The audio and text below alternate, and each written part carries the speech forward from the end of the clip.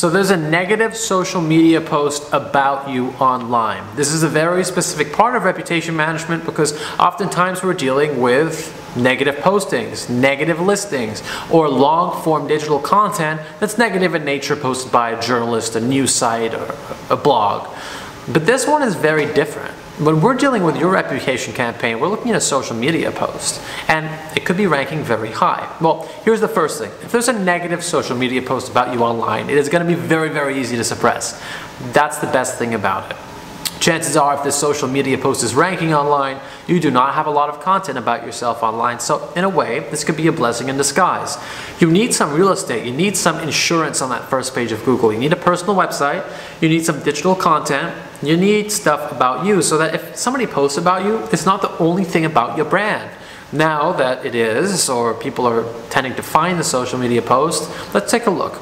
If it really is ranking high, chances are the post is popular. Google's algorithm has search metrics that look into posts on YouTube, Facebook, Google, and you know, every website can pull that information in and say, okay, this tweet got a lot of reshares, it got a lot of retweets, it got a lot of comments, and they can actually pull in those metrics because Google's smart and it trusts those websites. So what you want to do is say, okay, what are some things that I can do? You can actually look at suppressing it on that social media site. First of all, Google doesn't just want to pull in social content. Create that personal website, create long-form articles about yourself. Open a Google Drive folder, just drive.google.com, or open a Microsoft Word document or Notepad or whatever you want, and create long-form articles about yourself. Again, headline of the article, your name always first, and then something you're doing that's newsworthy. How do we know what makes the news? How do we know what we should write when we're writing about you? Well, use this acronym: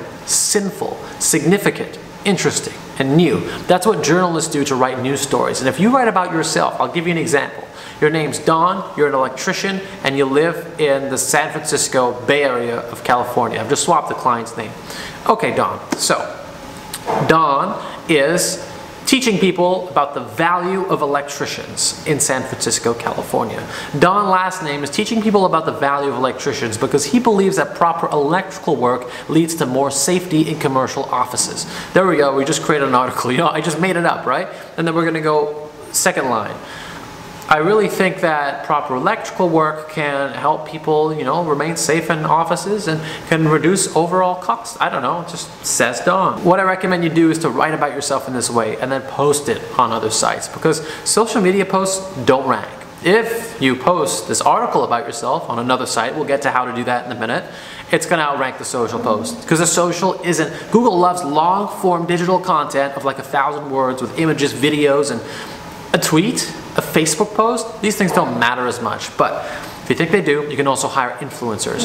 You can go on websites all around the internet to hire influencers, but the best place, the easiest place, again, a marketplace I use consistently is Fiverr.com. Go to Fiverr.com, and then what you need to do is just find someone, type in Fiverr, I will tweet your message, and then find somebody with a lot of followers, 100,000, 200,000, 400,000, just ask them to send the account over to make sure it's a legitimate account, it seems to be active and real and they're not botted followers, and then pay them to tweet your message. Write an article, we'll look on Fiverr, I will post your article. Hire that person to post your article, take the article link, send it to somebody else on Fiverr, and then get them to post it as a tweet. It's going to drop your post not only on Twitter or Facebook or wherever. You can find an influencer on any social network, but the article is also going to work in search and work on search to drop it even further.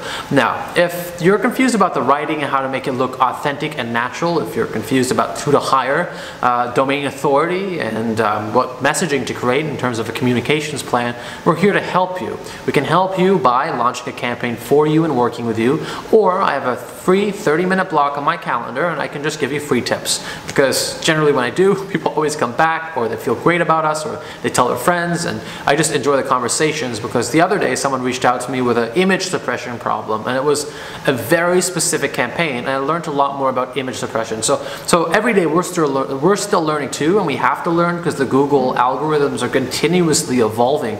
So we're doing our best with this, and I hope you are too. Anyway, my name's Nader Najad. Thank you so much for watching this video, and if you need help with your online reputation, we're here to help. Take care.